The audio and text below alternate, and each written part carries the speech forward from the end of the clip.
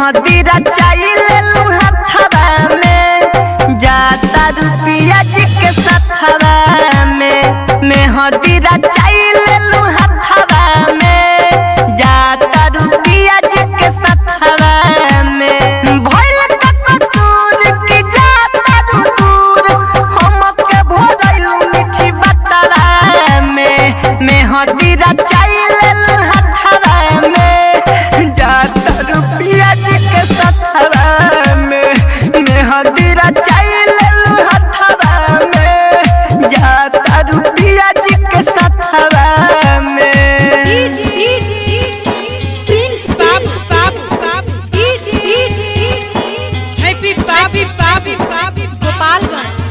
खुशबू recording studio कहला बिशनपुरा बाजार। Mix by इमाम बाबू। खालब जहर ना हमसे देखल जाई मारो में तनुर जब तोहरा भराई। खालब जहर ना हमसे देखल जाई मारो में तनुर जब तोहरा भराई।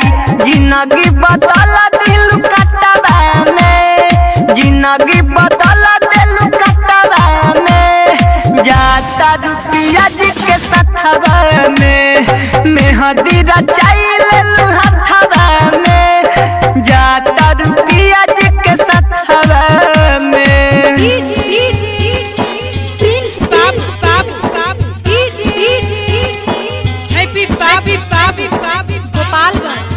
खुशबू रिकॉर्डिंग स्टूडियो कहला बिशनपुरा बाजार। मिक्स बाय इमाम बाबू। सागर सलंदर से दिल तू लगा के मर जाई कस दूर तोहरा से जाके।